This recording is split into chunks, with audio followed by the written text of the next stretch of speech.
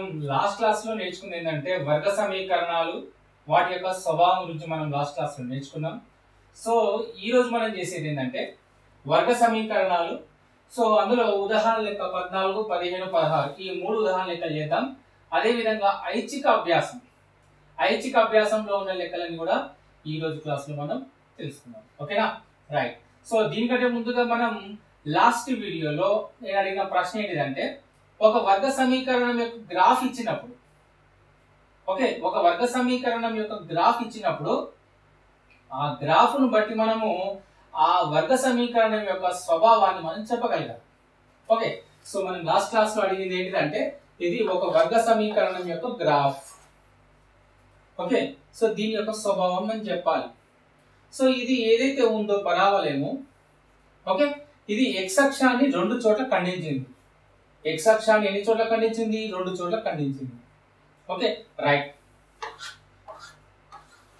ఇది కూడా x అక్షాన్ని ఎన్ని వైపులా ఖండించింది? రెండు చోట్ల ఖండించింది. Okay, right. ఇంకొక గ్రాఫ్ తీసుకుందాం. ఇది కూడా x అక్షాన్ని రెండు చోట్ల ఖండించింది. సో దీని అర్థం ఏంటిదంటే ఒక వర్గ సమీకరణం యొక్క మూలాలు రెండు వేరువేరుగా ఉంటాయి, అంటే విభిన్నాలు. సో ఇక్కడ చూద్దాము, ax² + bx + c = 0 అనేటువంటిది ఒక వర్గ సమీకరణం యొక్క సాధారణ రూపం. దీని స్వభావం చెప్పాలి అంటే b² - 4ac కనుక్కోవాలి. సో మనం అడిగినటువంటి ప్రశ్న ఏంటిదంటే ఈ రకమైనటువంటి గ్రాఫ్ ఇచ్చినప్పుడు ఆ వర్గ సమీకరణం యొక్క విచక్షణ యొక్క స్వభావం ఏంటిదని చెప్పి అడిగినాం కదా. మరి దాని యొక్క స్వభావం ఏంటిది? ఎప్పుడైతే x అక్షాన్ని రెండు చోట్ల అంటే వేరు వేరు స్థానాలలో ఖండించినట్టయితే, ఓకే, అంటే వాటి యొక్క వాస్తవాలు మూలాలు ఏ విధంగా ఉంటాయి? వేరువేరుగా ఉంటాయి, విభిన్నంగా ఉంటాయి. సో దాన్ని ఏ విధంగా రాయాలి మనం అంటే <0 ఇది. సో ఇది కూడా అంతే, రెండు వేరే వేరే చోట్ల ఖండిస్తుంది x అక్షాన్ని, కాబట్టి దాని యొక్క స్వభావం b² - 4ac <0. ఇది కూడా రెండు చోట్ల ఖండిస్తుంది కాబట్టి b² - 4ac ఈ వర్గ సమీకరణం గ్రాఫ్ ఏదైతే ఉందో దాని స్వభావం మనం ఏ విధంగా అర్థం చేసుకోవచ్చు అంటే b² - 4ac <0 గా మనం చెప్పుకోవచ్చు.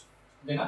ఇది మనం లాస్ట్ వీడియోలో అడిగినటువంటి ఈ వర్గ సమీకరణం యొక్క గ్రాఫ్ యొక్క విచక్షణ స్వభావం గురించి అడిగాం. Okay, right. ఇప్పుడు మనం ఉదాహరణ 14 గురించి మనం డిస్కస్ చేద్దాం.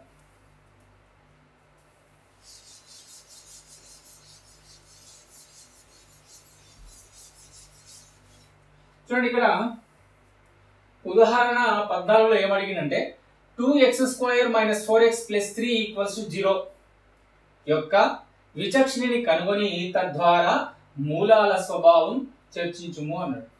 సో ఫస్ట్ మనకి ఇక్కడ ఒక వర్గ సమీకరణం ఇవ్వడం జరిగింది అనమాట. సో ఈ వర్గ సమీకరణం ఏంటిది చూద్దాం ఒకసారి. 2x² - 4x + 3 = 0 ఇది ఒక వర్గ సమీకరణం. వర్గ సమీకరణం యొక్క సాధారణ రూపం ax² + bx + c = 0. ఇది ఒక వర్గ సమీకరణం యొక్క సాధారణ రూపం.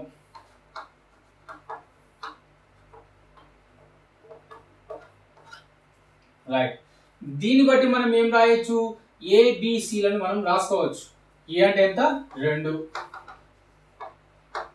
B అంటే -4, C అంటే 3. ఓకేనా? రైట్. సో ABC వచ్చిన తర్వాత ఫస్ట్ మనం ఏం చేద్దామంటే దాని యొక్క మూలాల స్వభావం గురించి మనం తెలుసుకోవాలి. అసలు దానికి మూలాలు ఉన్నాయా లేవా, ఉంటే ఆ మూలాలు సమానమా లేదా వేరువేరా అంటే విభిన్నమా అని తెలుసుకోవాలన్నమాట. Okay, right. సో ఫస్ట్ ఆ వర్గ సమీకరణం యొక్క స్వభావం కనుక్కోవాలంటే మనం రాసుకోవాల్సింది ఏంటిది? b² - 4ac. b² అంటే దీని స్క్వేర్ వేయాలి, -4 హోల్ స్క్వేర్ -4, a అంటే 2, c అంటే 3. మైనస్ యొక్క వర్గం ఏమైతుంది? మనకు ప్లస్ అయిపోతుంది. రైట్. 4 యొక్క వర్గం ఎంత? 16 -4 × 8, 8 × 24, 24 నుంచి 16 పోతే ఎంత? -8. ఓకే, సో ఇక్కడ 16 మైనస్ 24 అంటే పెద్దదానికి మైనస్ ఉంది కాబట్టి మైనస్ పెట్టుకున్నా. 24 నుంచి 16 తీసేయండి, ఎంత వస్తుంది మనకు? 8 వస్తుంది. సో ఈ -8 అనేటువంటిది 0కు సమానమా, 0 కంటే ఎక్కువనా, 0 కంటే తక్కువనా, అది మనం చూడాల్సింది అనమాట. సో ఇది 0 కంటే తక్కువ. సో మూలాల స్వభావం అడిగింది కదా, ఫస్ట్ మూలాల స్వభావం రాద్దాం. సో పై వర్గ సమీకరణం యొక్క మూలాల యొక్క స్వభావం ఏ విధంగా ఉందంటే b² - 4ac < 0 ఉంది. ఎప్పుడైతే 0 కన్నా తక్కువ వచ్చిందో విలువ విచక్షిని, దాని అర్థం ఏంటిది? వాటికి వాస్తవ మూలాలు అనేటివి ఉండవు, అది రాద్దాం. పై వర్గ సమీకరణానికి వాస్తవ మూలాలు ఉండవు. ఎందుకు ఉండవు? దాని యొక్క గ్రాఫ్ ఎట్లుంటది అది మనం తెలుసుకోవాలి కదా. సింపుల్ గీత ఒక గ్రాఫ్. సో దీని యొక్క వాస్తవ మూలాలు లేవు, <0 అంటున్నాం కాబట్టి x అక్షాన్ని ఖండించాలని తెలుసుకోవాలి. ఓకేనా? సో ఈ విధంగా x అక్షాన్ని ఖండించిందా? ఖండించలేదు. సో ఈ రూపంలో ఉండొచ్చు. నెక్స్ట్ ఇంకొక గ్రాఫ్. y అక్షాన్ని ఖండిస్తే లెక్కలేదు మనకి, x అక్షాన్ని ఖండించిందా చూసుకోవాలి. x అక్షాన్ని ఖండించలేదు కాబట్టి దానికి వాస్తవ మూలాలు లేవు, అంటే b² - 4ac < 0. ఇంకొక గ్రాఫ్ తీసుకుందాం. ఇది కూడా x అక్షాన్ని ఖండించలేదు, మరి దాని అర్థం ఏంటిది? b² - 4ac < 0 అని అర్థం. సో మనం వచ్చినటువంటి వాస్తవ మూలాలు ఉన్నవా లేవా తెలుసుకోవాలంటే 0కు సమానమా, 0 కంటే ఎక్కువనా, 0 కన్నా తక్కువనా అనేటువంటిది విచక్షణ స్వభావం మీద ఆధారపడి ఉంటుంది అనమాట. సో ఇక్కడ విచక్షణ యొక్క స్వభావం ఏంటిది? 0 కన్నా తక్కువ వచ్చింది. సో వాటికి వాస్తవ మూలాలు లేవు, x అక్షాన్ని ఖండించడం లేదు. ఇది మనం అర్థం చేసుకోవాలన్నమాట. ఓకేనా? రైట్. నెక్స్ట్ మనం ఉదాహరణ 15కి వెళ్దాం. ఉదాహరణ 15. 13 మీటర్ల వ్యాసం గల వృత్తాకార పార్కు సరిహద్దు మీద ఒక స్తంభమును ఏర్పాటు చేయాలనుకున్నారు. పార్కు యొక్క సరిహద్దు మీద ఎదురెదురుగా అనగా ఒక వ్యాసం యొక్క చివరి బిందువుల వద్ద ఏర్పాటు చేయబడిన A మరియు B అనే 2 గేట్ల నుంచి ఈ స్తంభం వరకు గల దూరాల భేదం 7 మీటర్లు ఉండున్నట్లు స్తంభమును ఏర్పాటు చేయగలమా? ఒకవేళ చేయగలిగితే 2 గేట్ల నుంచి ఈ స్తంభం ఎంత దూరంలో ఉంటుంది? ఇది ప్రశ్న. సో ఫస్ట్ మనం ఏం చేయాలంటే ప్రశ్నను అర్థం చేసుకోవాలి. ఫస్ట్ ప్రశ్న అర్థం చేసుకున్న తర్వాత లెక్క చేస్తే మనకు చేయడానికి చాలా ఈజీగా ఉంటుంది అనమాట. ఫస్ట్ మనం ప్రశ్న అర్థం చేసుకుందాం. 13 మీటర్ల వ్యాసం గల వృత్తాకార పార్క్. సో పార్క్ అనేది ఏ ఆకారంలో ఉంది? వృత్తాకారంలో ఉంది. సో ఇక్కడ మనకు ఆరెంజ్ కలర్ లో గీయబడినటువంటిదంతా కూడా ఒక పార్క్. ఏ ఆకారంలో ఉంది? వృత్తాకారంలో ఉంది. రైట్. అయితే పార్క్ యొక్క సరిహద్దు మీద ఎదురెదురుగా, పార్క్ యొక్క సరిహద్దు అంటే ఏంటిది? ఏదైతే నేను ఆరెంజ్ కలర్ లో డ్రా చేసినో అదే ఆ పార్క్ యొక్క సరిహద్దు, బార్డర్ అన్నమాట అది. ఓకేనా? రైట్. అయితే సరిహద్దు మీద ఎదురెదురుగా అనగా ఒక వ్యాసం యొక్క చివరి బిందువుల వద్ద. వ్యాసం అంటే ఏ విధంగా ఉంటది? కేంద్రం గుండా పోయేటువంటిదే కదా వ్యాసం అంటే. రైట్. ఇది ఎల్లో కలర్ డాట్ ఉందా, ఇది కేంద్రం. దీని గుండా గీసినటువంటి జ్యా, వృత్తంలో అతిపెద్దమైన జ్యాని మనం ఏమంటాము? వ్యాసము అంటాం. అంటే కేంద్రం గుండా పోయేటువంటిది కదా, ఇది వ్యాసం. సో ఇక్కడ ఒక గేటు, ఇక్కడ ఒక గేటు ఉంది. సో ఈ గేట్ పేరు A, ఈ గేట్ పేరు B అనుకుందాం. ప్రశ్న చూడండి ఇక్కడ. సో ఇక్కడ చివరి బిందువుల వద్ద, వ్యాసం యొక్క చివరి బిందువుల వద్ద ఏర్పాటు చేయబడిన A మరియు B అనే 2 గేట్ల నుంచి, A మరియు B అనే 2 గేట్ల నుంచి ఈ స్తంభం వరకు గల దూరాల భేదం 7 మీటర్లు. సో ఇక్కడ మనం ఏం చేయదలుచుకున్నాము అంటే ఈ వృత్త పరిధి మీద ఎక్కడో ఒక దగ్గర ఒక స్తంభాన్ని పెట్టాలనుకున్నాం. ఎక్కడ? ఈ పార్క్ యొక్క వృత్త పరిధి మీద. ఇక్కడనా ఇక్కడనా ఇక్కడనా ఇక్కడనా ఎక్కడన్నా ఒక చోట వృత్త పరిధి మీద ఒక స్తంభాన్ని పెట్టాలనుకున్నాం. ఓకే. సో ఇక్కడ మీరు గేటు A వద్ద నుంచి అయినా సరే, B వద్ద నుంచి అయినా సరే, ఇక్కడ నుంచి వృత్త పరిధికి గీసినట్టయితే అక్కడ నుంచి ఇక్కడ తీసుకుంటే ఇక్కడ చేసేటువంటి కోణం ఎంత? 90 డిగ్రీలు. ఇక్కడే కాదు, ఇక్కడ తీసుకున్నా సరే దీన్ని కలిపితే ఫర్ ఎగ్జాంపుల్ ఇట్లా తీసుకున్న ఈ కోణం ఎంత ఉంటుంది 90 డిగ్రీలు. అంటే వృత్త పరిధి మీద ఎక్కడ తీసుకున్నా అక్కడ ఏముంటుంది 90 డిగ్రీలే ఉంటుంది అనమాట. Okay right. నెక్స్ట్ ఇక్కడ ఈ స్తంభం వర్గాల దూరాల భేదం ఎంత 7 మీటర్లు. సో ఇక్కడి నుంచి ఇక్కడికి ఎంతైతే దూరం ఉంటుందో, ఇక్కడి నుంచి ఇక్కడికి ఎంతైతే దూరం ఉంటుందో ఈ రెండు దూరాల యొక్క భేదము ఎంత 7 మీటర్లు అంటున్నాడు ప్రశ్నలో. సో దాన్ని మనం ఏ విధంగా తీసుకోవచ్చు అంటే ఇక్కడ నుంచి ఇక్కడికి ఉన్న దూరాన్ని మనం x అనుకుందాం, ఇక్కడ నుంచి ఇక్కడికి ఉన్నటువంటి దూరాన్ని x+7 అనుకుందాం. ఈ పాయింట్ ఏదైతే ఉందో దీన్ని P అనుకుందాం, పోల్, ఈ పోల్ స్తంభము. ఓకేనా. అయితే ఇప్పుడు చూడండి ఈ రెండిటి యొక్క భేదము 7 వస్తుందా లేదా చూడండి. ఇక్కడ x+7 - x ఇందులో నుంచి తీసేస్తున్నాం, +x - x cancel, that equals to 7. ఇదే కదా. అంటే ఏ గేట నుంచి ఈ స్తంభాన్ని చేరుకున్నా, బి గేట నుంచి ఈ స్తంభాన్ని చేరుకున్నా వాటి యొక్క దూరాల భేదం ఎంత ఉండాలి 7 మీటర్లు ఉండాలి. ఈ విధంగా పోల్ని మనం అక్కడ పెట్టడానికి వీలు అవుతుందా లేదా, ఏర్పాటు చేయగలమా లేదా అనేది ప్రశ్న. రైట్. ఇప్పుడు మనం ఏం చేయాలి ఇక్కడ, ఒకవేళ ఏర్పాటు చేయగలిగితే 2 గేట్ల నుంచి ఈ స్తంభం ఎంత దూరంలో ఉంటుంది. సో ఇక్కడ నుంచి ఈ గేట్ నుంచి ఈ స్తంభాన్ని ఎంత దూరంలో పెట్టాలి మనం, బి గేట్ నుంచి మనం ఎంత దూరంలో పెట్టుకోవచ్చు, ఇది మనం చేయాలన్నమాట. అంటే x యొక్క విలువని మనం కనుక్కుంటే చాలు. ఎట్లా, మళ్ళీ ఒక వర్గ సమీకరణాన్ని మనం రాసుకోవాల్సి ఉంటుంది. ఎట్లా వస్తుంది వర్గ సమీకరణం ఇప్పుడు చూద్దాం. సో ఇప్పుడు ఫస్ట్ మనం చేయాల్సింది ఏంటిది, ఇక్కడ ఒకసారి గమనిస్తే ఇది ఒక లంబకోణ త్రిభుజం, APB అనేటువంటిది ఒక లంబకోణ త్రిభుజం. అది ఇక్కడ రాద్దాం. పటం నుండి APB త్రిభుజం కదా, APB ఒక లంబకోణ త్రిభుజం. ఇది APB ఒక లంబకోణ త్రిభుజం. లంబకోణ త్రిభుజం అనగానే మనకు గుర్తొచ్చేది పైథాగరస్ కదా. సో ఇక్కడ రాద్దాం, పైథాగరస్ సిద్ధాంతం ప్రకారం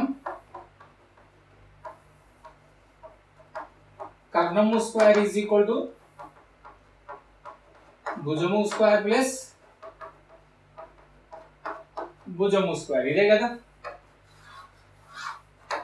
దీన్ని బట్టి మనం కనుక్కోవాలి, x విలువను కనుక్కోవచ్చు మనం. రైట్. ఇప్పుడు ఏం చేద్దామంటే చూడండి, ఇక్కడ ఇది 90 డిగ్రీలు ఇక్కడ ఉంది, ఇది ఒక భుజం, ఇది ఒక భుజం. ఇది కర్ణంగా మనం భావించుకోవాలి. అంటే ఒక త్రిభుజంలో 90కి ఎదురుగా ఉన్నటువంటిదే కర్ణము, అతిపెద్ద భుజమే కర్ణము కదా. రైట్. ఇది కర్ణం. ఇక్కడ మనం వ్యాసాన్నే కర్ణంగా తీసుకుంటున్నాం. సో ఇది ఒక భుజం, ఇది ఒక భుజం. సో కర్ణము యొక్క పొడవు మనకి ఇచ్చిండు ఎంత, 13 మీటర్ల వ్యాసము గల. సో అది ఇక్కడ రాసుకోవాలి మనం. AB పొడవు ఎంత, AB పొడవు 13 మీటర్లు. రైట్. నెక్స్ట్ AP ఎంత, AP ఎంత x, AP is equal to x మీటర్లు. మరి 13 మీటర్లు దత్తాంశంలో ఉంది కాబట్టి ఇక్కడ మనం ఏం చేయాలి, సిన్స్ అని పెట్టి దత్తాంశం అని రాసుకోవాలి. నెక్స్ట్ B నుంచి P, BP ఎంత x+7 మీటర్స్. సో ఇప్పుడు రాయాలి మనం పైథాగరస్ సిద్ధాంతాన్ని. మనం ఇక్కడ అంటే దీనికి సంబంధించిన సూత్రాన్ని ఇక్కడ మనం అప్లై చేయాలన్నమాట. ఎట్లా అప్లై చేయాలి, కర్ణము స్క్వేర్ ఈజ్ ఈక్వల్ టు భుజము స్క్వేర్ ప్లస్ భుజము స్క్వేర్. ఫస్ట్ భుజము స్క్వేర్ అద్దాం. ఒక భుజం ఏంటిది x, ఇంకొక భుజం ఏంటిది x+7. భుజము స్క్వేర్ ప్లస్ భుజము square that is equal to ఏంటిది కర్ణము స్క్వేర్. కర్ణము అంటే ఏంటిది, ఇదే కదా 13 మీటర్లు. రైట్. ఇదే వచ్చింది అనమాట. సో ఇప్పుడు మనం ఏం చేద్దామంటే x² కి x² రాద్దాం. ఇది a+b² ఫార్ములా. సో ఇక్కడ మనం ఏ సూత్రాన్ని అప్లై చేస్తున్నామో అది ఇక్కడ సిన్స్ అని పెట్టి రాయాల్సి ఉంటుంది. చూద్దాం. ఇక్కడ a+b² అంటే a² ప్లస్ 2ab అంటే 2 14 x ప్లస్ బి స్క్వేర్ అంటే 7 స్క్వేర్ అంటే ఎంత 49. Okay right. That equals to 13 square అంటే 169. 13 169. ఇది రాసిన తర్వాత మనకి ఇది ఎట్లా వచ్చిందనే తెలియాలి కదా. So x plus 7 whole square ని ఎక్స్పాండ్ చేస్తే మనకి ఇది వచ్చింది. సో ఏ విధంగా ఎక్స్పాండ్ చేసినావు, a plus B whole square సూత్రాన్ని ఉపయోగించి చేసినావు. a square plus 2ab plus b square ఈ సూత్రం ద్వారా నువ్వు x ప్లస్ 7 హోల్ స్క్వేర్ అనేది ఏదైతే ఉందో దాన్ని నువ్వు ఈ విధంగా రాసుకోవడం జరిగింది అనమాట. Okay right. ఆ విషయం అక్కడ రాయాలి. Next x square 2x square plus 14x. ఇది 169ని ఇక్కడ తీసుకొచ్చుకున్నాం అనుకోండి. So 49 minus 169 that equals to 0. ఇది 0 అయిపోయింది. ఇది ఇక్కడ వచ్చిన తర్వాత అక్కడ ఏముండదు కాబట్టి 0. ఇప్పుడు next 2x square plus 14x. ఇక్కడ ఇది మైనస్ 169లో నుంచి 49 పోవాలి. 9 నుంచి 9 పోతే 0, 6 నుంచి 4 పోతే 2, ఇక్కడ 1. పెద్దదానికి మైనస్ కాబట్టి మైనస్ దట్ ఈక్వల్స్ 0 వచ్చిందా. నెక్స్ట్ ఇప్పుడు ఇంకా మనం ఏం చేసుకోవచ్చు, ఇక్కడ 2 ఉంది, ఇందులో కూడా 2 ఉంది. చూడండి 2014. సో 2 6 12. ఇందులో 2 ఉంది, ఇందులో 2 ఉంది, ఇందులో 2 ఉంది. సో మనం ఏం చేయొచ్చు, 2 కామన్ చేయొచ్చు కదా. x square 7x 60 that equals 0. ఈ 2ను అక్కడ పంపించేస్తే దేనికి కింది పోతుంది, 0 కింది పోతుంది. 0 కింది పోతే ఏమవుతుంది, అది 0 అయిపోతుంది కదా. సో మనకు ఫైనల్ గా మిగిలేటువంటి వర్గ సమీకరణం ఏంటిదంటే x square plus 7x minus 60 that equals to 0. ఓకేనా. ఆ వర్గ సమీకరణం అక్కడ రాద్దాము. x square plus 7x minus 60 that equals to 0. So ఈ వర్గ సమీకరణానికి మనం మూలాలు కనుక్కుంటే దానికి x యొక్క విలువలు 2 వస్తాయి, మూలాలు 2 వస్తాయి అన్నమాట. ఓకే. సో ఆ x విలువ కనుక్కుంటే మనకు ఇది తెలుస్తుంది అనమాట. ఇది అంటే a నుంచి, అంటే గేట్ a నుంచి ఆ స్తంభం వరకు ఉన్న దూరాన్ని మనం తెలుసుకోవచ్చు. Okay right. సో ఇక్కడ మనం ఫస్ట్ దాని యొక్క స్వభావం కనుక్కోవాలి. వర్గ సమీకరణం సాధించే ముందు మనం దాని యొక్క స్వభావం కనుక్కోవాలి. ఓకే. స్వభావం కనుకుంటే మనకి ఏం తెలుస్తుంది, దానికి అసలు మూలాలు ఉన్నవా లేవా అనే సంగతి మనకు తెలుస్తుంది అనమాట. ఓకే. ఒకవేళ మూలాలు లేవు అంటే లెక్క అక్కడికే ఆపేయచ్చు, మూలాలు లేవు అని చెప్పొచ్చు. ఒకవేళ మూలాలు ఉంటే అవి ఎలాంటి మూలాలు, విభిన్నాలా సమానాలా అనేటువంటిది కూడా మనం చెప్పాల్సి ఉంటుంది అనమాట. Okay right. ఇప్పుడు ఇందులో దీని సాధారణ రూపం ఏంటిది వర్గ సమీకరణానికి, ax square plus bx plus c that equals to 0. a అంటే ఎంత 1, b అంటే ఎంత 7, c అంటే ఎంత మైనస్ 60. సో విచక్షణ రాయాలి మనం, b స్క్వేర్ మైనస్ 4ac రాయాలి స్వభావం. నెక్స్ట్ b స్క్వేర్ అంటే 7 స్క్వేర్ మైనస్ 4, 4ac, 4a అంటే 1, c అంటే మైనస్ 60. ఇక్కడ మైనస్ పెట్టుకున్నప్పుడు బ్రాకెట్ పెట్టుకున్నా చూడండి, ఎందుకంటే బ్రాకెట్ పెట్టుకోకపోతే ఏమవుతుంది అంటే 4 1 4, 4 మైనస్ 60 అవుతుంది. ఇది ఎప్పుడైతే బ్రాకెట్ పెట్టుకుంటున్నామో ఈ విలువని ఈ విలువతో గుణించినట్టు, కాబట్టి బ్రాకెట్ పెట్టుకోవడం మర్చిపోకూడదు.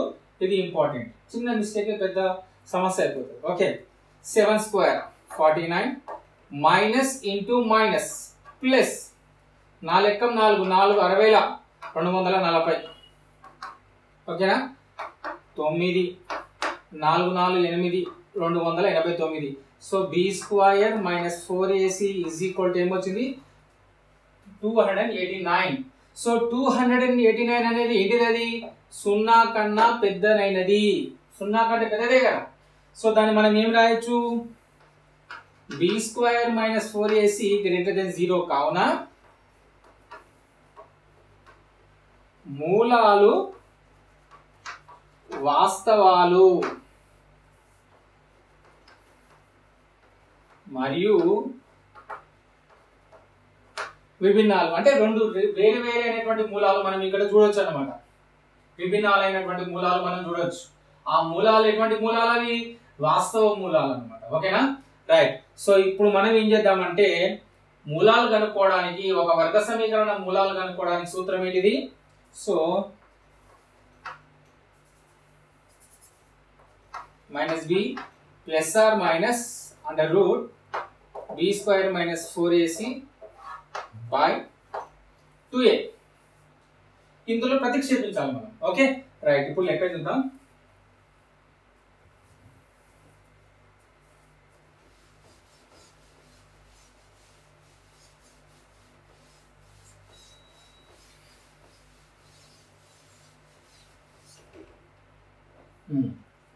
సో ఇప్పుడు మైనస్ బి, బి అంటే ఏం రాసుకోవాలి మనం ఇక్కడ? బి అంటే ఏది? 7 plus or minus under root B square minus 4ac. ఇది మళ్ళీ చేయాల్సిన అవసరం లేదు, ఆల్రెడీ మనం బి స్క్వేర్ మైనస్ 4ac కనుక్కొని ఇక్కడ పెట్టినాం. ఎంత వచ్చింది మనకు? బి స్క్వేర్ మైనస్ 4ac చేస్తే 289. అది ఇక్కడ రాసేద్దాం. బై 2a 2 రాసుకున్నాం. ఏ అంటే ఎంత? 1. Okay right, minus 7 plus or minus 289 యొక్క వర్గమూలం ఎంత? 17. అంటే 17 289 అనమాట. ఓకేనా రైట్, దీని యొక్క వర్గమూలం 17. సింపుల్. వర్గమూలం అంటే ఏం లేదు, చూడండి ఇక్కడ 17ను 17తో గుణిస్తే వచ్చేది 289. 7 49, 7 ఎక్కం 7, 7 4 ఎంత? 11, 1 7 7, 1 ఎక్కం 1 వచ్చిందా? 289. సో దీని యొక్క వర్గమూలం ఎంత అంటే 17. అది గుర్తుపెట్టుకోండి. 289 యొక్క వర్గమూలం ఎంత అంటే 17.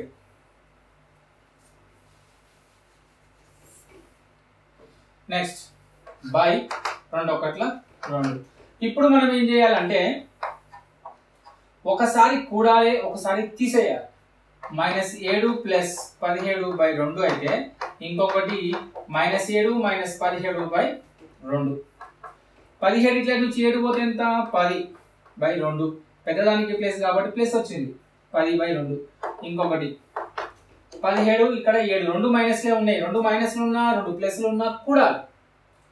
మైనస్లు కూడుతున్నప్పుడు మైనస్ గుర్తు పెట్టి కూడాలి, ప్లస్లు కూడుతున్నప్పుడు ప్లస్ పెట్టి కూడాలి. ఒకటి ప్లస్ ఒకటి మైనస్ ఉంటేనే తీసేయాలి. ఓకేనా రైట్, ఇప్పుడు 2 మైనస్లే ఉన్నాయి కాబట్టి మైనస్ పెట్టి కూడాలి. 7 7 ఎంత? 14, 1 7 2, 24 బై 2.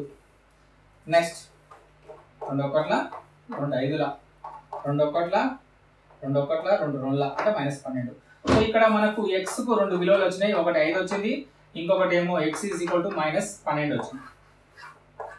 అయితే ఒక విషయం గుర్తుపెట్టుకోండి, ఎప్పుడైనా సరే దూరం అనేటువంటిది ఇక్కడి నుంచి ఇక్కడికి దూరం ఏదైతే తీసుకుంటున్నామో ఆ దూరం అనేటువంటిది మైనస్ లో తీసుకోవడానికి వీల్లేదు. సో కొలత, ఒక భుజం యొక్క కొలత ఎప్పుడు కూడా ధనాత్మకమే. సో x -12 అనేటువంటి దాన్ని మనం వదిలేయచ్చు, నెగ్లిజిబుల్. సో x ఎంత? ఇక్కడ 5. అది ఆన్సర్ అన్నమాట. సో ఈ విషయాన్ని మనం ఇక్కడ రాద్దాం. ఒక భుజం యొక్క కొలత ఎల్లప్పుడూ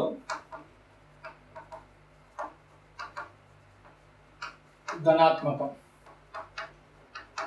కావున x 5 తీసుకోవాలి. కానీ x -12 ని కాదు, దీన్ని లెక్కలో తీసుకోము, దీన్ని వదిలేస్తున్నాము. x 5 ని తీసుకోవాలన్నమాట. ధనాత్మకమైన విలువల్ని మనం తీసుకుంటాం కొలతలు తీసుకున్నప్పుడు, పొడవులు తీసుకుంటే. ఓకే రైట్, సో ఇక్కడ మనం ఏం చేద్దాం? a నుంచి p కి గల దూరము, సో AP దూరం 5 మీటర్స్. నెక్స్ట్ BP దూరం x +7 కదా. సో x అంటే 5 వచ్చింది, 7 కు 7 12 మీటర్లు. సో మనకు లాస్ట్ లో సరి చూసుకోవాలి మనం. ఈ రెండిటి యొక్క భేదము 12 మరియు 5 యొక్క భేదము 12 - 5. 12 - 5 చూసుకోండి ఎంత వస్తుంది మనకు?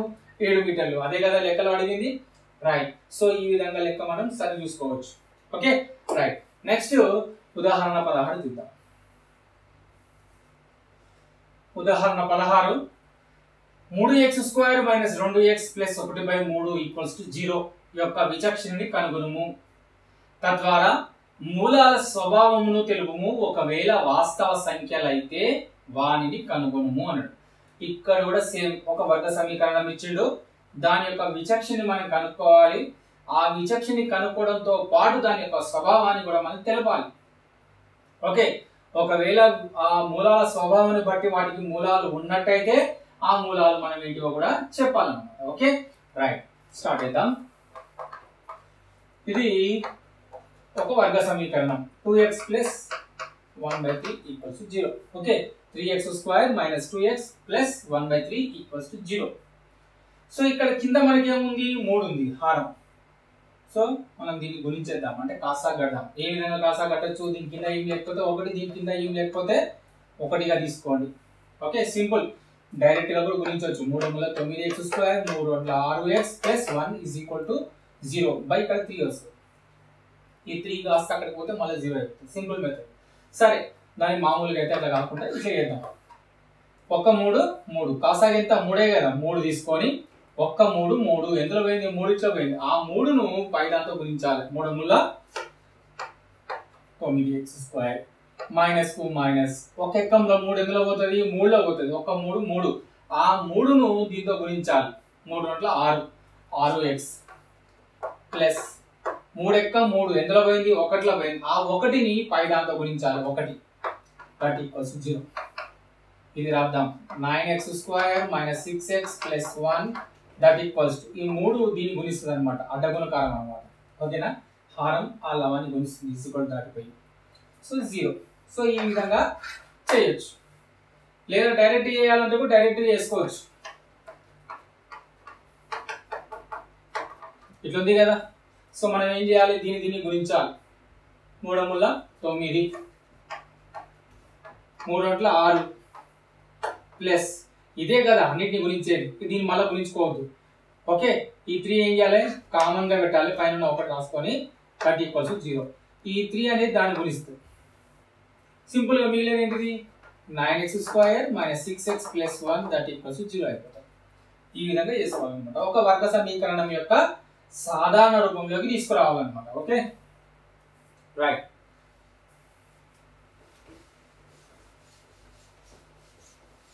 సో ఇప్పుడు నేను దీని యొక్క సాధారణ రూపం రాద్దాము. 3x² minus 2x plus 1/3 that equals 0 ను ఒక వర్గ సమీకరణ సాధారణ రూపంలో రాయగా ఏమవుతుంది, 9x² minus 6x plus 1 that equals to 0 అవుతుంది. సో ఇప్పుడు మనం ఏం చేద్దాం, ax² plus bx plus c equals to 0 plus c equals to 0 తో పోలిస్తే a is equal to 9, b is equal to -6, c is equal to 1 అంతే కదా. ఇప్పుడు విచక్షణ కనుక్కోవాలి మనం. విచక్షణ కనుక్కుంటే ఏం తెలుస్తుంది, ఈ వర్గ సమీకరణం యొక్క స్వభావం తెలుస్తుంది అనమాట. రైట్, b² మైనస్ 4ac రాద్దాం. b² అంటే -6 హోల్ స్క్వేర్ మైనస్, ఇక్కడ గుర్తుపెట్టుకోండి -6 దీనికి బ్రాకెట్ పెట్టాలి. బ్రాకెట్ పెట్టకపోతే ఏమైతుంది, ఈ స్క్వేర్ దీనికి మాత్రమే వర్తిస్తుంది అనమాట. బ్రాకెట్ పెట్టాలి, మైనస్ కూడా ఈ స్క్వేర్ అనేటువంటిది వర్తిస్తుంది. సో మైనస్ వచ్చినప్పుడు కొద్దిగా జాగ్రత్తగా ఉండాలి, వీటికి బ్రాకెట్స్ పెట్టాలి అనేది. ఓకే రైట్, -4 ఏ అంటే ఎంత 9, సి అంటే ఎంత 1.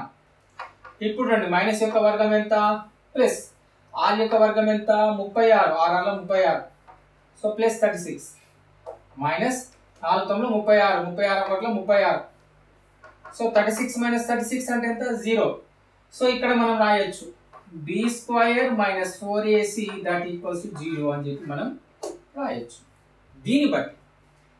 దీన్ని బట్టి మనం ఏం చెప్పొచ్చు అంటే ఆ వర్గ సమీకరణం యొక్క స్వభావాన్ని మనం చెప్పొచ్చు.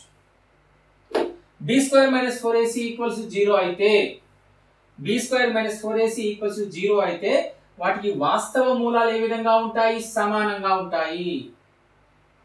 గ్రేటర్ దెన్ 0 అయితేనేమో విభిన్నాలు, ఈక్వల్స్ 0 అయితేనేమో సమానాలు. లెస్ దెన్ 0 అయితేనేమో మూలాలే ఉండవు. అది ఒక్కటి గుర్తుపెట్టుకోవాలి మీరు. Okay right. ఇప్పుడు రాద్దాం.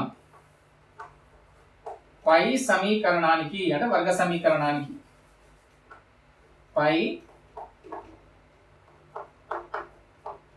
వర్గ సమీకరణానికి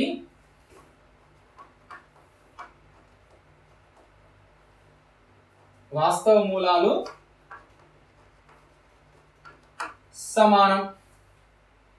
మూలాలు సమానమైనప్పుడు అవి ఏ విధంగా ఉంటది? -b/2a ఇంకొకటి -b/2a. ఇది వాటి యొక్క మూలాలు. -b/2a ఇంకొకటి -b/2a. ఎందుకు ఇట్లా వచ్చిందో మీకు చెప్పిన. ఏంటంటే సూత్రం ఏంటిది? -b ± √b² -4ac/2a కదా. సో b² - 4ac మొత్తం 0 అయిపోతే మిగిలేది -b/2a కదా. ఓకే సో అందుకే మూలాలు సమానమైనప్పుడు వాటి యొక్క వాస్తవ మూలాలు ఏ విధంగా ఉంటాయి అంటే -b/2a ఇంకొకటి -b/2a రెండు సమానంగా ఉంటాయి అన్నమాట. ఓకే సరే, మూలాలు అయితే వచ్చినాయి, ఉన్నాయి. ఉంటే ఏం చేయాలి? మనం వాటికి కనుక్కోవాలి. మూలాలు ఏంటివో కనుక్కోవాలి. ఇప్పుడు కనుక్కుందాం. సో x = -b/2a ఇంకొకటి x = -b/2a కదా. మైనస్ కు మైనస్ రాద్దాం. b అంటే ఏది?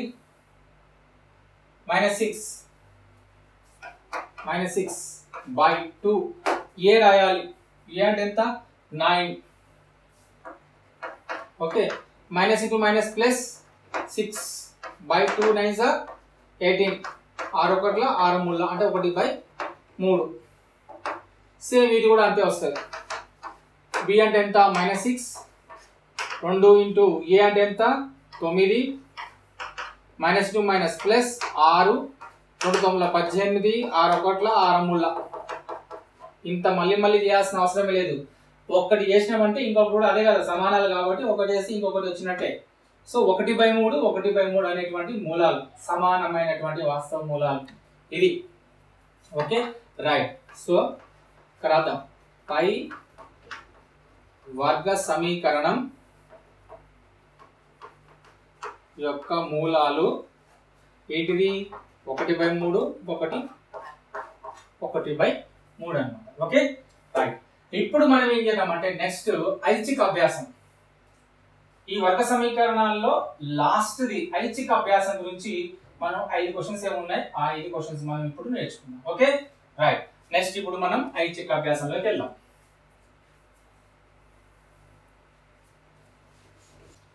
ఇప్పుడు ఐచ్ఛిక అభ్యాసంలో మొదటి లెక్క, ఒక తలంలోని ఏ 3 బిందువులు కూడా సరేఖీయాలు కానట్లుగా కొన్ని బిందువులు గుర్తించబడినవి మరియు ప్రతి బిందువు మిగిలిన అన్ని బిందువులతో రేఖాఖండాలచే కలపబడింది. ఈ విధంగా చేయడం వల్ల మొత్తం 10 రేఖాఖండాలు ఏర్పడితే మొత్తం బిందువులు ఎన్ని? సో ఇక్కడ సరేఖీయాలు అంటే ఏంటో ఫస్ట్ మనం తెలుసుకోవాలి. సరేఖీయాలు అంటే ఏంటిదంటే ఫర్ ఎగ్జాంపుల్ ఇక్కడ 3 బిందువులు తీసుకుంటున్నా. ఈ 3 బిందువులని నేను ఒక సరళ రేఖ చేత కలిపినట్టయితే, ఈ 3 బిందువులు తాకుతూ ఒక సరళ రేఖ వెళ్ళినట్టయితే ఆ 3 బిందువులు సరేఖీయ బిందువులు అంటాం. చూడండి ఇక్కడ ఇది ఒక సరళ రేఖ కదా, రైట్. ఈ సరళ రేఖ మీద 3 బిందువులు మనం గమనించవచ్చు. ఓకేనా? అవి సరేఖీయ బిందువులు. Okay right. ఇప్పుడు ఇంకొకటి తీసుకుందాం. ఈ 3 బిందువులు ఉన్నాయి. ఇవి సరేఖీయ బిందువులా? ఇవి సరేఖీయాలా? ఎట్లా చెప్పొచ్చు మనం? ఈ 3 బిందువులు కలుపుతూ ఒక సరళ రేఖ గీయగలిగినట్టయితే, 3 బిందువులు కలుపుతూ ఒక సరళ రేఖ గీయగలిగినట్టయితే అవి సరేఖీయ అంటే సరేఖీయ బిందువులు. అది సాధ్యమా? చూడండి ఇది ఒకటి వస్తుంది. ఈ బిందువు మిస్ అయింది అంటే ఈ రేఖ మీద లేదు.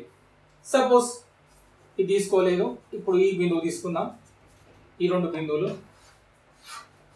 ఇట్లా తీసుకున్నట్టయితే ఇది మిస్ అయితే, సో ఈ 3 బిందువులు కలుపుతూ మనం సరళ రేఖని గీయలేము, సాధ్యం కాదు. కాబట్టి ఈ 3 బిందువులు సరేఖీయ బిందువులు కావు అంటే సరేఖీయాలు కావు. ఇప్పుడు మీకు అర్థమైంది అనుకుంటా ఏది సరేఖీయాలు ఏవి సరేఖీయాలు కాదనేటువంటిది.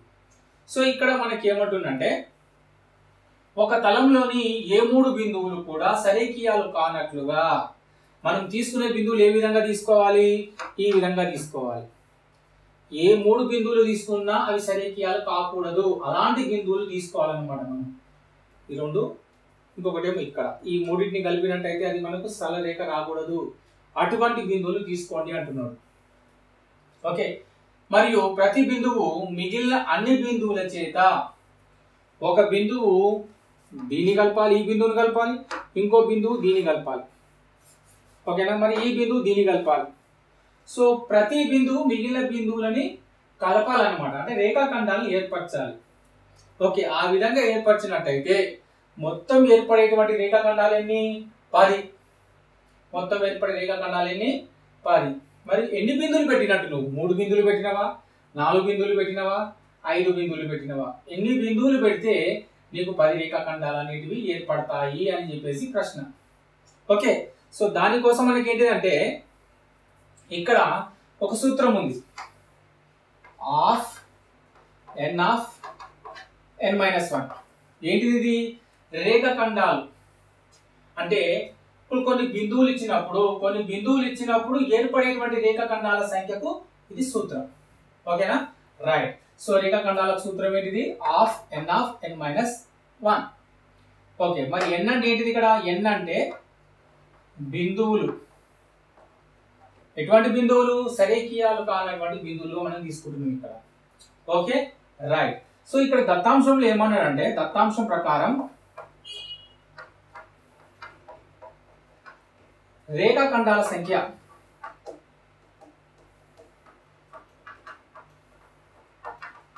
రేఖాఖండాల సంఖ్య 10. ఓకే, సో ఇక్కడ మనం అనుకున్నాం ఏంటివి? రేఖాఖండాలు is equal to 1/2 of n of n-1. 1/2 n of n-1 అనేటువంటిది రేఖాఖండాల సంఖ్యలను తెలిపేటువంటి సూత్రం. సో దత్తాంశంలో మనకి ఇచ్చింది ఏంటిది? ఇక్కడ రేఖాఖండాల సంఖ్య 10 అని ఇచ్చిండు.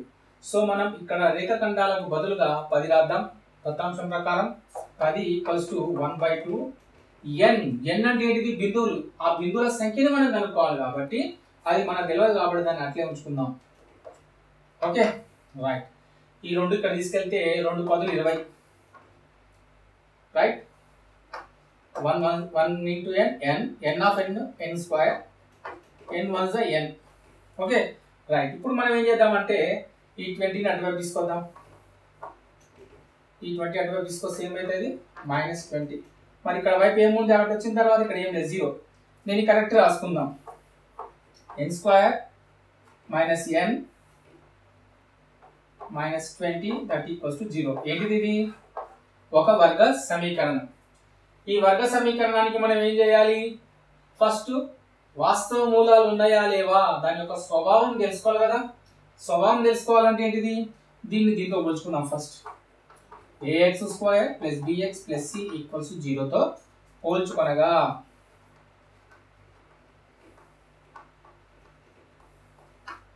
రైట్. సో a = ఎంత? 1, b = ఎంత? -1, c = ఎంత? -20. ఓకే, సో స్వభావం అంటే ఏంటిది? b² - 4ac. b² అంటే ఏంటిది? కదా -1 ని వర్గం చేయాలి. -1 2 4. a అంటే ఎంత? 1, c అంటే -20. Okay, right. -1ని వర్గం చేస్తే +1, minus into minus plus 4 ఎక్కం 4 4 8 80. So 81. So ఇది గ్రేటర్ దెన్ 0 కదా. సో దీని స్వభావం ఏంటిది? వర్గ సమీకరణం యొక్క స్వభావం ఏంటిది అంటే దానికి 2 విభిన్నమైన వాస్తవ మూలాలు ఉంటాయి. పై వర్గ సమీకరణానికి 2 వాస్తవ మూలాలు ఉండును మరియు ఆ మూలాలు ఎలాంటివి? విభిన్నాలు అన్నమాట. ఎందుకంటే 0 కన్నా ఎక్కువ వచ్చినప్పుడు ఆ వాస్తవ మూలాలు విభిన్నాలైనటువంటి వాస్తవ మూలాలు అన్నమాట. Okay, right. ఇప్పుడు మనం ఏం చేద్దామంటే కనుక్కుందాం, మూలాలు కనుక్కుందాం. సూత్రం ఏంటిది? X of X equals to minus B plus or minus under root B square minus 4ac by 2a. Minus కు మైనస్, బి అంటే ఎంత? -1 plus or minus B square minus 4ac అంటే ఎంత? 81 బై 2a. 2a అంటే ఎంత? 1. 1 అంటే ఎంత? 2 1 2. Okay, రాద్దాం. Minus into minus plus, plus 1 plus or minus 81కి వర్గమూలం ఎంత? 9 9 ఎంత? 81. సో 81కి వర్గమూలం ఎంత అంటే 9 అని చెప్పుకోవాలి. సో ఇక్కడ 9 బై 2 ఎక్కం 2. ఓకే, ఇక్కడ plus or minus. So 1 plus 9, ఇంకొకటి 1 మైనస్ 9 అది రాసుకోవాలి. 1 ప్లస్ 9 బై 2, ఇంకొకటి 1 మైనస్ 9 బై 2. ఇప్పుడు చూడండి, ఎక్స్ విలువ ఏమొస్తుంది? 10/2 ఒకటి వస్తుంది, ఇంకొకటి ఏమో -8/2 వస్తుంది. ఓకే, 9 నుంచి 1 పోతే 8, పెద్దదానికి మైనస్ కాబట్టి -8/2. Right, 2 1ల 2 5ల x is equal to 5 వచ్చింది, ఇంకొకటి ఏమో x ఈజ్ ఈక్వల్ టు -4 వచ్చింది. ఇక్కడ x తీసుకోకుండా ఏం తీసుకోవాలంటే మనం n తీసుకుంటున్నాం. ఎందుకు n తీసుకోవాలంటే ఈ వర్గ సమీకరణం ఎందులో ఉంది? n లో ఉంది. n అనేటువంటి చరరాశిలో ఉంది కాబట్టి మనం n తీసుకోవాలి. ఇక్కడ x తీసుకున్నాము, n తీసుకోవాలి. మరి n అంటే ఏంటిది? బిందువులు కదా. సో ఇక్కడ బిందువుల సంఖ్య 5, ఇంకొకటి -4. బిందువులు మనకు ధనాత్మకంగా ఉంటాయి బిందువులు, కానీ రుణాత్మకమైనటువంటి బిందువులు మనం పెట్టలేము. కాబట్టి ధనాత్మకమైన బిందువులు అంటే ఏం తీసుకోవాలి? మనం ఇక్కడ 5 తీసుకోవాలి. రుణాత్మకమైన విలువని మనం తీసుకోలేము కాబట్టి దీన్ని వదిలేయాలి. ఇక్కడ రాస్తున్నా, బిందువుల సంఖ్య ఎల్లప్పుడూ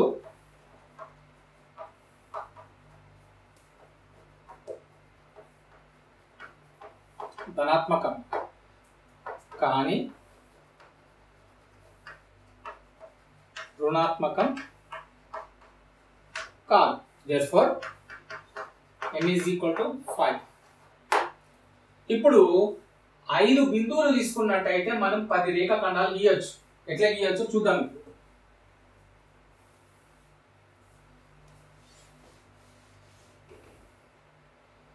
ఇక్కడ చూడండి, 1 2 3 4 అన్ని 2 2 తీసుకున్నాం. ఇంకొకటి పెడదాం, 5 అన్నాడు కదా, 1 ఈడ పెడదాం. సో దీని పేరు ఏ, దీని పేరు బి, దీని పేరు సి, దీని పేరు డి, దీని పేరు ఈ పెడదాం. ఎన్ని బిందువులు అయినాయి? 5 బిందువులు అయినాయి. n is equal to 5. మరి రేఖాఖండాలు 10 వస్తాయా రావా చెక్ చేద్దాం. చూడండి, ఇక్కడ ఇది 1 2 3 4 ఎన్ని వచ్చినాయి? మొత్తం 4 వచ్చినాయి. నెక్స్ట్ 5 6 7 8 9. నెక్స్ట్ ఇది 10. మొత్తం ఎన్ని వచ్చినాయి రేఖాఖండాలు? 10 రేఖాఖండాలు వచ్చినాయి. ఇదిగోండి 1 2 3 4. Okay, yellow colour lines. 4 అయినాక ఇది 5 6 7 8 9. ఆరెంజ్ ఏమో ఇంకొకటి 10. సో మొత్తం 10 రేఖాఖండాలు గీసినాం మనం ఇక్కడ. ఎన్ని బిందువులతో? 5 బిందువులతో. So n is equal to 5. అక్కడ మనకు సాధ్యమైనటువంటి రేఖాఖండాల సంఖ్య ఎంత అంటే 10. ఇది లెక్క. నెక్స్ట్ మనం రెండో లెక్క చూద్దాం. రెండవది, ఒక రెండంకెల సంఖ్యలో అంకెల లబ్ధం 8. ఈ సంఖ్యకు 18 కలిపిన వచ్చే సంఖ్య మొదటి సంఖ్యలోని అంకెలను తారుమారు చేయగా వచ్చే సంఖ్య 1 అయినా మొదటి సంఖ్యని కనుగొనము. సో ప్రశ్న ఏంటిదంటే ఒక రెండంకెల సంఖ్య తీసుకోవాలి. Okay, right. ఇప్పుడు రెండంకెల సంఖ్య ఏ విధంగా రాయొచ్చు అంటే ఫస్ట్ 1ల స్థానంలోని అంకెలు రాసుకోవాలి. 1ల స్థానంలోని అంకె మనం ఏమనుకుందాం? x అనుకుందాం. ఓకే, నెక్స్ట్ 10ల స్థానంలోని అంకెని మనం y అనుకుందాం. సో ఫస్ట్ 1ల స్థానంలోని అంకె రాసుకుందాం. 1ల స్థానంలోని అంకె x, 10ల స్థానంలోని అంకె y. ఇది రెండు అంకెల సంఖ్య. Okay right. ఆ రెండు అంకెల సంఖ్య yx. ఓకే సరే, ఈ సంఖ్యని మనం విస్తరణ రూపంలో రాసుకున్నట్టయితే ఏ విధంగా ఉంటుంది? సరే, ఈ సంఖ్యని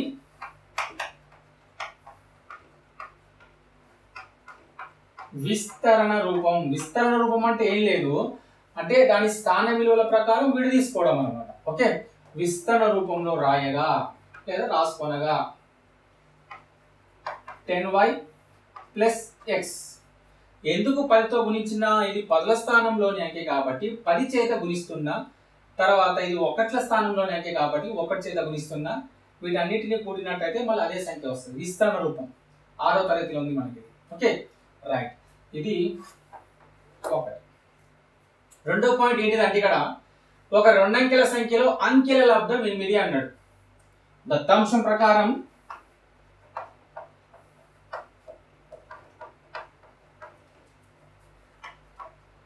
రెండు అంకెల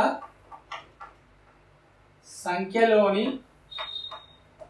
అంకెల లబ్ధం 8. నేను ఏ విధంగా రాసుకోవచ్చు? అంకెలు ఏంటివి? x1 y1, రెండు అంకెలు కదా. ఆ రెండు అంకెల లబ్ధం ఏంటిది? 8. దీన్ని సెకండ్ వన్ అనుకుందాం. Okay right. సో ఇప్పుడు నెక్స్ట్ దీన్ని ఏం రాసుకోవచ్చు? ఈ సంఖ్యకు 18 కలిపిన, ఏ సంఖ్యకు?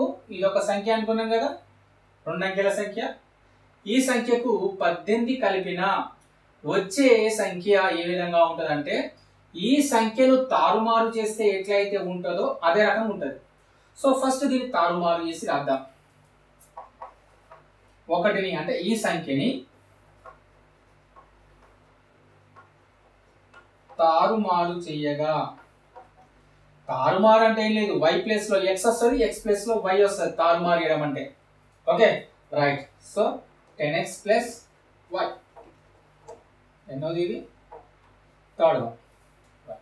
సో దత్తాంశంలో ఏముంది ఇక్కడ మనకు? ఈ సంఖ్యకు 18 కలిపిన, అంటే ఆ రెండంకెల సంఖ్యకు 18 కలుపుదాం. ఫస్ట్ ఏమైతుంది?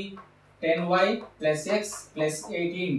ఈ సంఖ్యకు 18 కలిపినట్టయితే వచ్చేటువంటి ఫలిత సంఖ్య ఏ విధంగా ఉంటుందంటే, ఈ మొదటి సంఖ్యకు తారుమారు చేసినట్టుగా ఉంటుంది. తారుమారు అంటే ఇక్కడ రాసుకున్నాం కదా, ఈ విధంగా ఉంటుంది అనమాట.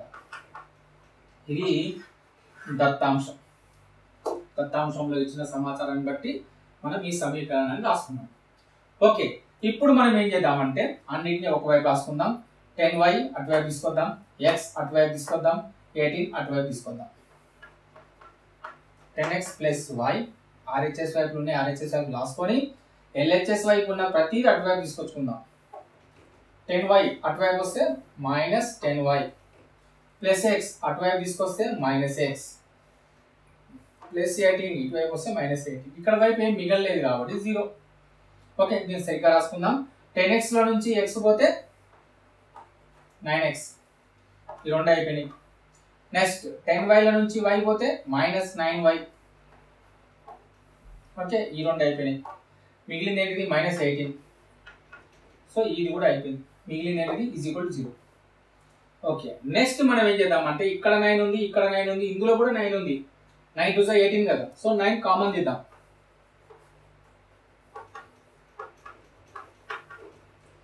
ఈ 9 అటువైపు పంపించేస్తే ఏమవుతుంది? 0 కిందికి వస్తుంది. 0 కిందికి వచ్చేస్తే ఏమైపోతుంది? 0 అయిపోతుంది. సో దీన్ని మనం ఏమనుకుందాం? ఫోర్త్ వన్ అనుకుందాం. రైట్. సో ఈ సమీకరణం సాధించాలి అంటే ఎట్లా సాధించవచ్చు అంటే, ఈ సమీకరణం మొత్తం x లోనన్నా ఉంటే బాగుండు, లేదా y లో ఉంటేనన్నా బాగుండు. ఒకటి x లో ఉంది, ఒకటి y లో ఉంది. x విలువ కనుక్కోవాలంటే ఇది కూడా x లో ఉంటే బాగుండేది, లేదా y విలువ కనుక్కోవాలంటే ఇది y లో ఉంటే బాగుండేది. మరి ఎట్లా దీన్ని ఏం చేయాలి మరి? సో 2 నుంచి సమీకరణం 2 నుంచి నుండి xy ఈజ్ ఈక్వల్ టు 8 అని మనకు తెలుసు కదా. xy 2 నుండి xy ఈజ్ ఈక్వల్ టు 8 అని మనకు తెలుసు.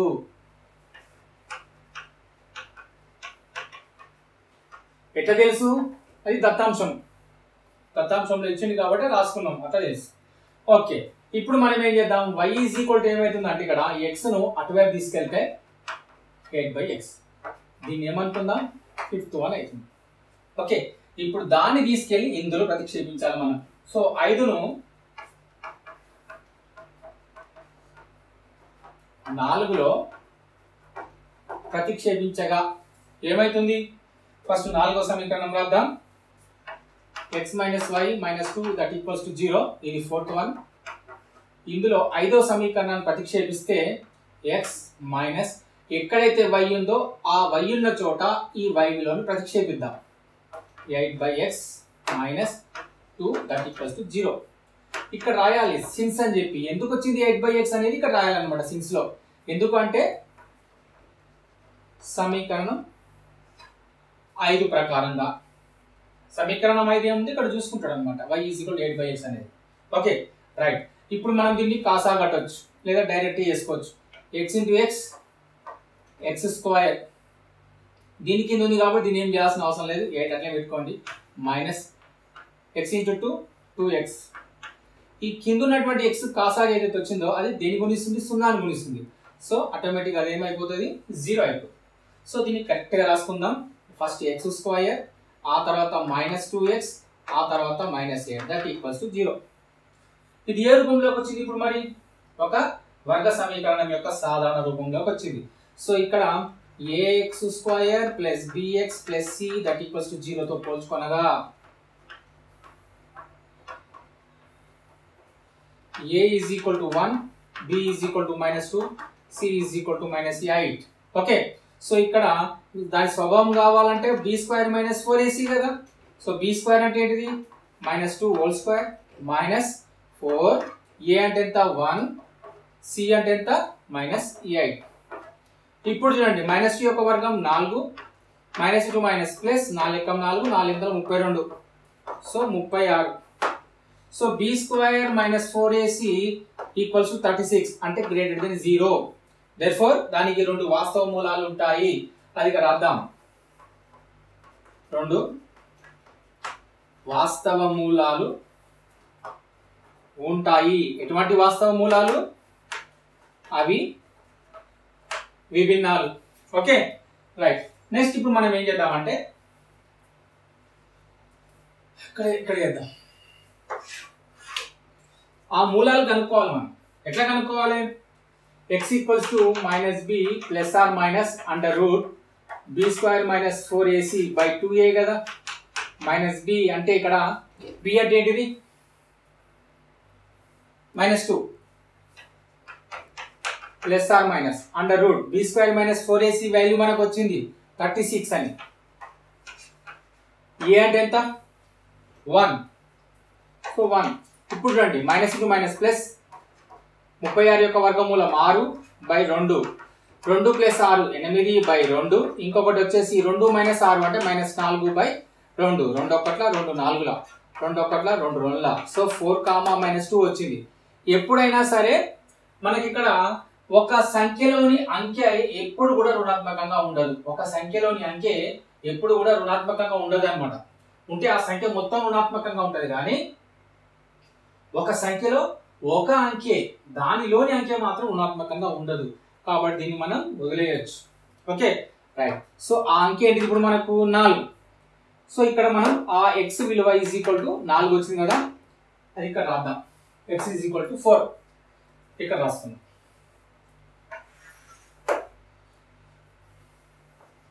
x is equal to 4, y is equal to ఏమవుతుంది మనకి ఇక్కడ, ఒకట్ల స్థానంలో ఆ అంకె x వస్తే 10ల స్థానంలోని అంకె ఎంత అంటే 10 ఇంటూ y. y విలువ ఎట్లా వస్తుంది, సో దీన్ని తీసుకెళ్ళి మనం ఎందులో ప్రతిక్షేపించాలి, ఇందులో ప్రతిక్షేపిద్దాం. ఇందులో ప్రతిక్షేపిస్తే y విలువ వస్తుంది. Okay, y is equal to ఎంత అన్నప్పుడు xy ఈజ్ ఈక్వల్ టు 8 అయినప్పుడు x ఈజ్ ఈక్వల్ టు 4 అయితే okay y is equal to 8/4. Okay 4 ఒకట్ల 4 రెండ్ల, so y is equal to 2 వచ్చింది. ఇప్పుడు ఆ సంఖ్య రాద్దాం. ఒకట్ల స్థానంలోని అంకె x is equal to 4, y is equal to 2, ఆ సంఖ్య వచ్చేసి 24. ఓకే, ఎప్పుడైతే దీనికి 18 కలుపుతున్నామో సరి చూసుకుంటే 24కు 18 కలిపినట్టయితే వచ్చేది 42. దీన్ని తిరిగేసినట్టు ఉందా లేదా? ఉంది. ఇది 24 అయితే దీన్ని తిరిగేస్తే 42. ఎప్పుడు 18 కలిపినట్టయితే. సో మనకు కావాల్సిన సంఖ్య 24 ఇది లెక్క. ఓకే, సో నెక్స్ట్ క్లాస్ లో మనం నేర్చుకోబోయే లెక్కలు ఏంటి అంటే థర్డ్ ఐచ్ఛిక అభ్యాసంలో 3వ లెక్క నుంచి 7వ లెక్క వరకు ఉంది. అది మనం నెక్స్ట్ క్లాస్ లో నేర్చుకుందాం. Okay, right.